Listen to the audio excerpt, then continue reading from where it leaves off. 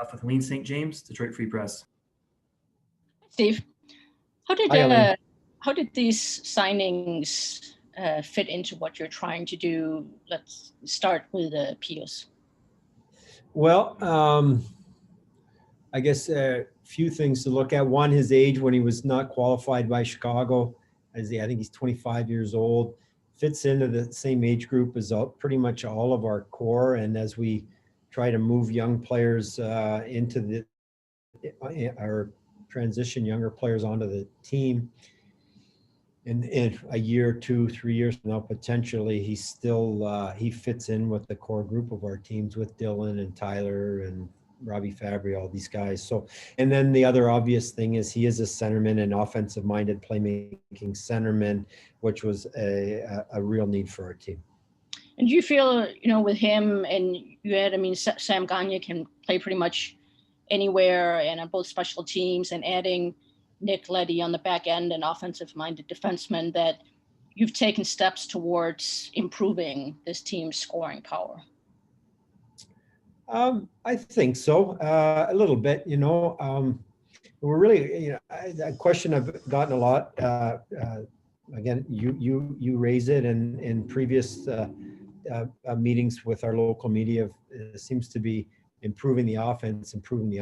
I think it's not the only area we need to improve upon. We need to, we certainly need to improve upon our defensive game as well. But I'd like to think, with Pew Suter in there, with Nick Leddy, and just the rest of our group, Tyler Bertuzzi coming back healthy, I think we're going to generate a little bit more offense. We'll score a few more goals, I think. How many, I really don't know.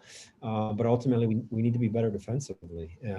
So I don't know that I put any more value over one than the other. We're trying to get better in all areas. All right, last thing, are you considering yourself pretty much done as far as signings? I know things can always happen, but this way, I think you kind of leave a little room for maybe some young guy to come out of camp.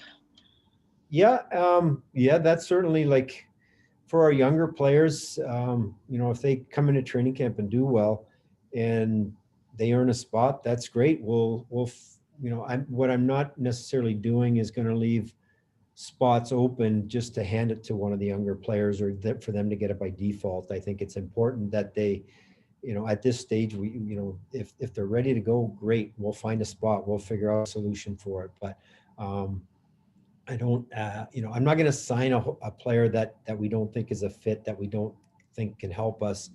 We'll wait for something better to come along, but we're still looking at a few things, not so much on the back end or in goal, but up front, looking at a few things to potentially add one more player, possibly two. But again, for our young guys that have a chance to crack the lineup, we would rather they simply are better than the players that we have. So I kind of talking out of both sides of my mouth here is, if a young guy can play, great. I don't want to leave a spot on the roster open just to hand it to anyone, but I'm also not going to sign a free agent feeling, oh, we have a hole, let's just plug it, because I don't think that usually works out that well. We're trying to find guys that can serve a purpose. If you cover all your bases, you're never wrong, Steve. Thank you. Yeah, and I'm not usually right either, so somewhere in the middle. Next up, Ansar Khan, MLive. Yeah, hi, Steve. You talk a little about Osterley, what you liked about him? Well, I think he's versatile. He was used in Arizona, kind of in all situations, really, power play, penalty killing, even on even strength. He's a good skater, so we think that's important, particularly with, you get into 4-on-4 and then 3-on-3 overtimes. But we like his versatility, and I think he's even played a little bit on the right-hand side. But I think he's a real versatile, useful player. His skating is good. I think he complements our left side well, and can fill in anywhere there. And just overall, the defense, do you like the just the depth and the balance? And you've got, I think, 7 or so experienced NHL guys, and then plus Seider. And it seems like a lot of competition too for yeah. spot. If everyone's healthy, you look at it, we have 8 defensemen, including Moritz Seider there. Like now, Moritz, if he's in the top 6, and he's earned that spot in the top 6, he'll play. I'm not sure if he's not in the top 6, how much we're going to want to sit him in the press box. So we'll worry about that when it comes. But we anticipate him making a really good push to play. But as far as the 8-4, I like having 4 rights, 4 lefts. The veterans we do. Philip Hronek's still a young D man. Gustav Lidstrom's played a little bit in the last 2 years in the NHL with Troy Stetcher there. So we've got experience. We have some depth. So I like to think our D, we're in a little bit better position today than we were a year ago. Thanks, Steve. Next up, Max Boltman with The Athletic. Hey, Steve, obviously Pius would have gone head to head with you guys quite a few times last year. Did that help kind of your familiarity with him? And what did you see when you watched him that really jumped as a fit other than, being a fairly young center? Yeah, well, again, we got to watch him firsthand 8 times. And he had some success against us. Having success against us doesn't necessarily, put it over the top. I think he filled the need for us. He is a skilled guy. He's got good hands. I think he's got good hockey sense. He has some versatility to him as well. So again, we had a big hole there in that in the center position for an offensive-minded playmaker. But certainly watching him 8 times last year live over a relatively short period of time gives you a good, you get a good feel for what their strengths are, what exactly they do well on the ice, and the type of player they are. So that made it more comfortable for us to reach out and sign him. And then when you talk about the young players competing for jobs, where does Veleno fit into that? Is he kind of, he came up at the end of last year. Is he still in your mind a prospect competing for a job, or does he kind of go in penciled into the roster? No, he's a young prospect competing for a job. Joe going over to Sweden last year, I think was great. He got to play a lot. And he's really, he's gotten really much stronger over the last 18 months. We got a little bit of a view of him at the end of the season here in Detroit. Whatever, he played 4 or 5 games, I think. And he looked pretty good. So I'm not going to sit here and say, hey, he's destined for Grand Rapids, but he's definitely not penciled into the roster. And he, without a doubt, will be a real interesting one to watch in preseason and to see if he can really, hold his own. I don't want him just to be on the roster. I want him to play well. I want him to be contributing, which obviously is important to us, but it's important for his confidence and his development to be able to succeed out there. And we're really pleased with his attitude, his work ethic, and determination to continue to get better. So, we're very optimistic. But again, I want him to simply, not give us any choice. That it's clear and obvious that we're a better team with him on it. And if we are, he'll be there. And I think it's only a matter of time. Is it a question of, is it coming in early October or sometime in the future? And then last thing for me, with a few of the European prospects, is Edvinsson, Vero, Soderblom, Bratstrom, are those guys available to you in Traverse City, or do they have to start over in Europe, or how do you see that going? Bratstrom will definitely be here, or I anticipate him definitely be here. I expect Soderblom, Edvinsson, who was the other one? Vero. Vero, no, they'll definitely be in Europe. Definitely be in Europe. So we won't see them in training. Thanks, Steve. Yeah. Next up, Bob Duff, Detroit Hockey Now.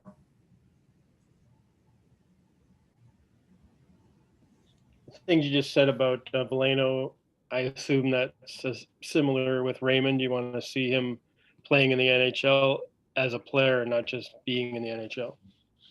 Correct. Yeah, correct. Again, Lucas, we have very high hopes for him. I think he had a pretty good year in Sweden, missed a little time at the end. He had an issue with his elbow that he had to get taken care of. We expect him to be fully ready to go at training camp, and we'll see. But we're again, we think he has a real bright future. Is he ready to go in September, October? Maybe, but we got to wait and see. And, with the things you did before the draft and things you've done now in free agency, do you feel good that this team is going to be better this year than it was last year? I hope we're better. It's a day after the first day of free agency. We all, for the most part, I think every team sits back and you look at your board and you think, you know what, I think we're a better hockey team. So I do. We're going to have some younger players playing bigger roles. Sometimes that can be a challenge. But I think our back end is a little stronger. It's a little bit more mobile, maybe a little bit more offense out of it. I think having Suter there with a healthy Tyler Bertuzzi, I think we get a little bit more offensive output from everyone. I hope that translates to wins. So I guess I think so, but I can't guarantee it. And lastly, what's the latest update you've had on Larkin's progress? He's progressing fine. We expect him to be ready to go in September for the start of training camp. Okay, thank you. Yeah. Next up, Ted Colfin, Detroit News. Hey, Steve. What in terms of Sam Gagne, what did you like about him last season that made him a guy that you really wanted him to return this time around? You know what? Sam's really he came into the NHL as a high draft pick who was a really offensive-minded player. And we re-signed him. He transitioned, remade himself into a really versatile player. He did a great job killing penalties last year, very responsible defensively. He does have that versatility that he can play on the power play, a lot of different spots on it. I think he's not going to hurt your right wing or left wing, or you could probably throw him in the middle too, because that's where he started. But what I do like is, generally he's a great pro. I think he's got a great attitude. He's comfortable in the role he has on the team as a veteran, setting a good example for the young guys. He's patient. He's been through it all. So he's got great experience that he can relay or pass on to the younger players. But again, he's a very versatile guy for us. And like I said, last year, he really transitioned in his game and remade himself and has become a valuable defensive forward who can play in a lot of different spots for us. Steve, one more. What did you think of the market on the whole yesterday? Was it a lot more active and just more term and dollars? Certainly a wild week in the NHL between trades and then yesterday players moving teams. Going into maybe 2 weeks ago, a week ago, I wasn't really sure like that. Last year I think was kind of a little bit of a depressed market for a lot of reasons, and mostly due to the pandemic and lower revenues probably for everyone expected. Wasn't really sure what it was going to be. It's probably a little bit more active, a little bit more movement maybe than really I kind of anticipated initially. So I thought it was entertaining. There was things happening the last week, trades going on. And so for Seattle coming in obviously throws a kink into a normal off season for everybody else and forces you to do things for different reasons. And it creates, 23, 24 more jobs in the NHL too, which there's, finding players to make a difference is getting harder and harder with each team that we add.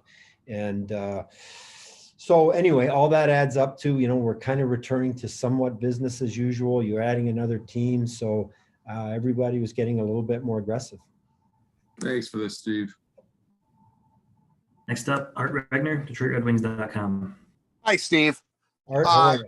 I'm doing well, thank you. I wanted to ask you, kind of follow up what Ted said. Were you kind of glad when you saw what was happening in the goaltending market yesterday that, hey, thank heaven I got that all kind of cleared up. I took care of that, because it seemed like a lot of teams were making it up as they went along because guys seemed to be shifting so quickly. Well, it's really hard, Art, to plan for free agency because you just don't know. You have this list of guys. You really have no idea if you're getting them. And when you don't get the first guy, it's a juggling act, and guys are going, even for like fourth liners, the guys you really like, they're gone early. So it's hard to plan for free agency. And again, going into it where we are right now, as an organization, you kind of, it's hard to get the top free agents.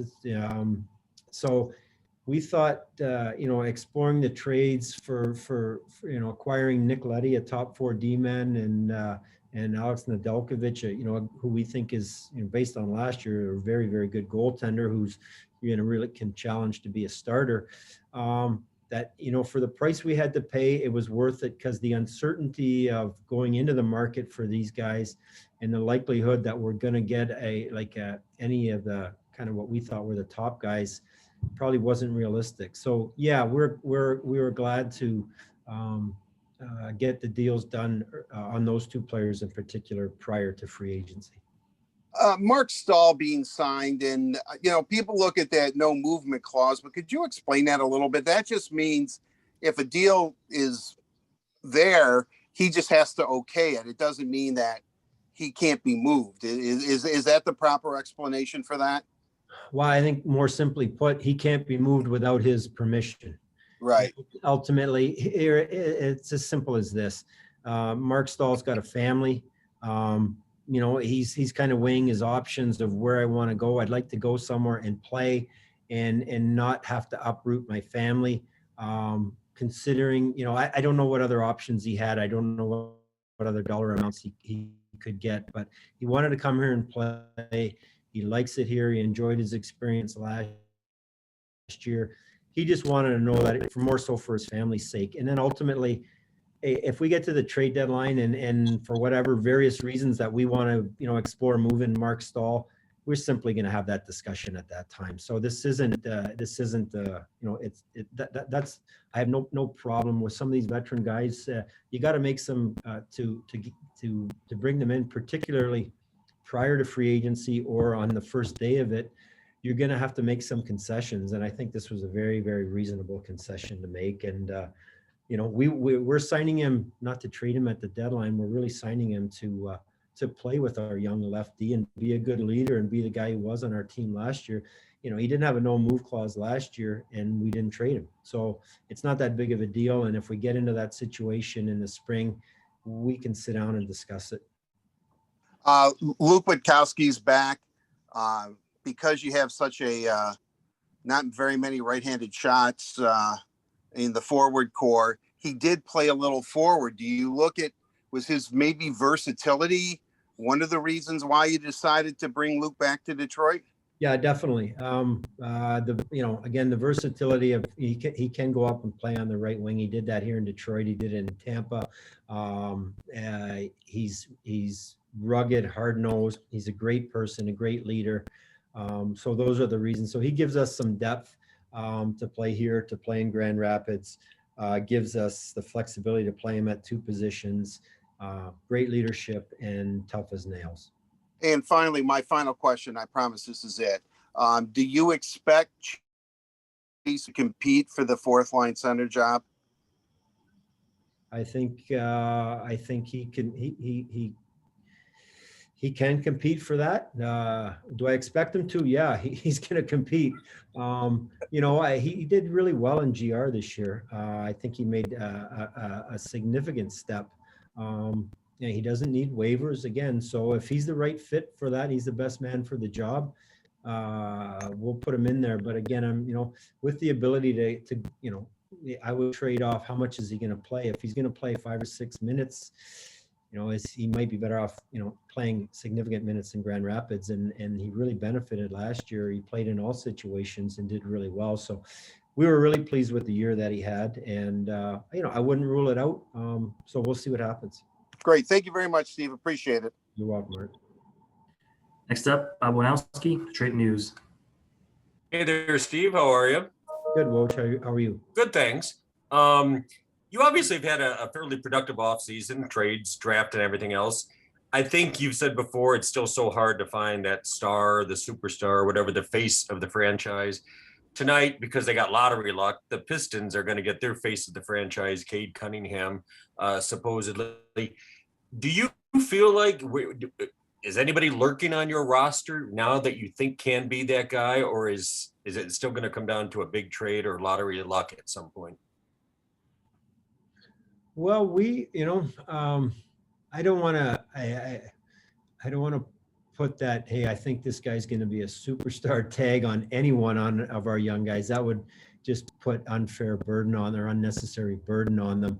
I think we got a group of good young players, our prospects that aren't here, the Lucas Raymonds, you guys have seen a bit of Moritz Seider, Edmondson, Kosa down the line. I think these guys all have a chance to be really good players. How good, I don't know. I go back to David Pasternak of the Boston Bruins. I think he's a superstar, a fantastic player.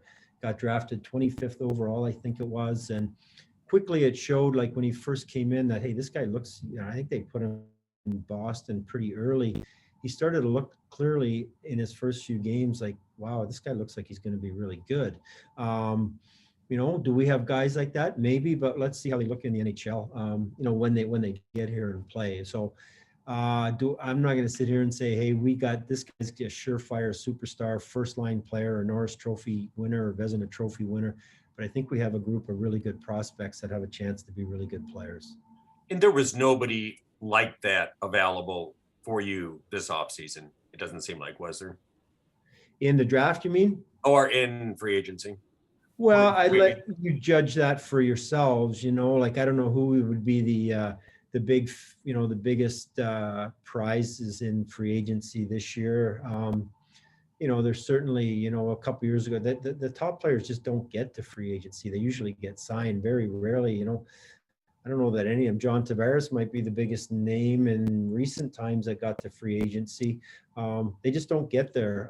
In this year's draft, I think the young man, Owen Power at Buffalo, got first overall, has a chance to be a really good player. Is he going to be Victor Hedman? Maybe. But like, he's a really good player. Time will tell. After that, like I say, I use David Pasternak as an example. I think he's a superstar. He was picked 25th overall. When they made that pick, I don't think anybody was saying, he's a definite superstar, so I don't know. There's some really good, really good young players taken in the draft. Do they get stronger? Do they develop into that? Time will tell. It's just, I think it's safe to say there wasn't, Connor McDavid wasn't available in this draft. Austin Matthews wasn't available.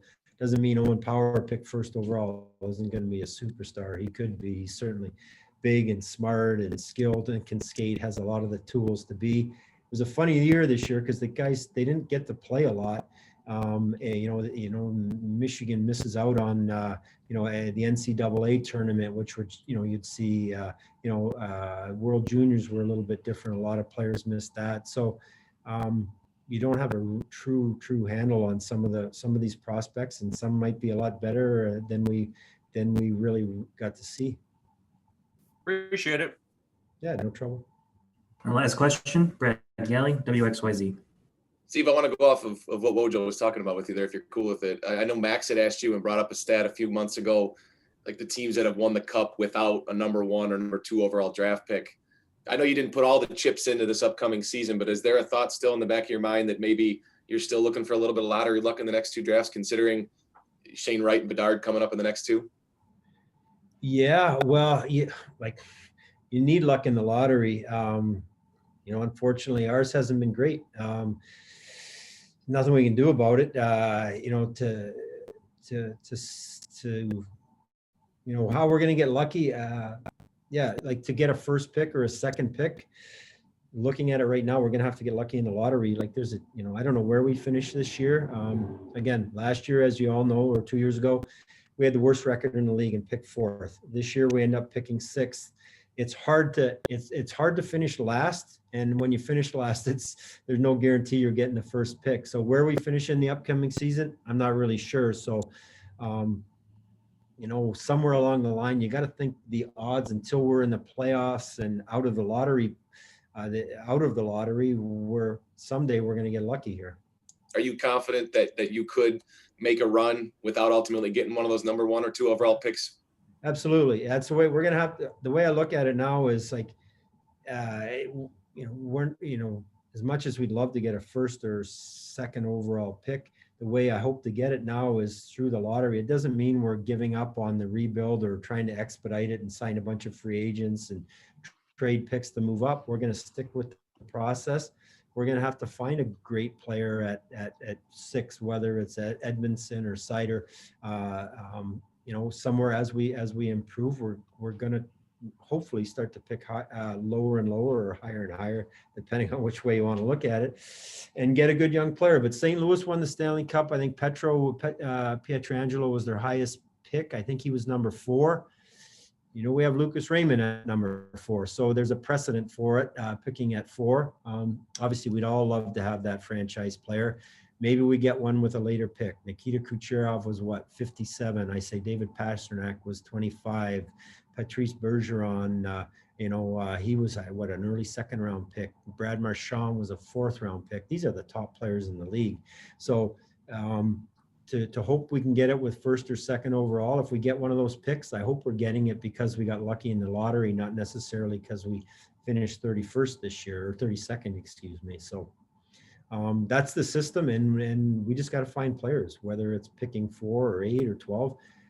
There's good players out there, good prospects, and for various reasons, they're picked at different spots. I'd love to ask you just one more. Listening to you talk about the off season, I imagine throughout your life you haven't played video games very much, but when I did, the off season part was more fun. The player acquisition, the drafting, the free agency, grabbing people and moving. In your job, is this your favorite part of the calendar, the draft, the free agency, the player acquisition, or is it a different part of the year? Where does this fit into it? Yeah, it's a lot of, it's enjoyable. It's kind of stressful because there's so much uncertainty to it all. You don't know who you're getting in the draft. You're making your first pick, and there's 4 guys you want, but you can only have 1, and you're like, please pick the right guy. Please pick the right guy. Free agency, you don't know who you're getting. You're trying to negotiate with your own free agents. You don't know if they're staying or going. So there's a lot of uncertainty to it, and you got to sit back and just take a deep breath and say, okay, this is what I signed up for. Let's focus on, the draft and prioritize, and you get through with it. And we came into it's amazing. Like these last 2-3 weeks have been really, really busy. And today we kind of come in this morning and we're sitting here and it's relatively quiet. There's still a lot of things to be done, but you get through that first day of free agency, and then things kind of settle down a little bit. So is it fun? Yeah. It's an incredible challenge, but I don't know that anybody really, we all like some form of certainty, and this is the biggest period of uncertainty for us all. Thanks for the time, Steve. Looks like that's all the questions we have for Steve. Thanks everyone for joining us today. Steve, thanks for your time. My pleasure. Thank you all. Thanks, Steve. Hey guys. Thank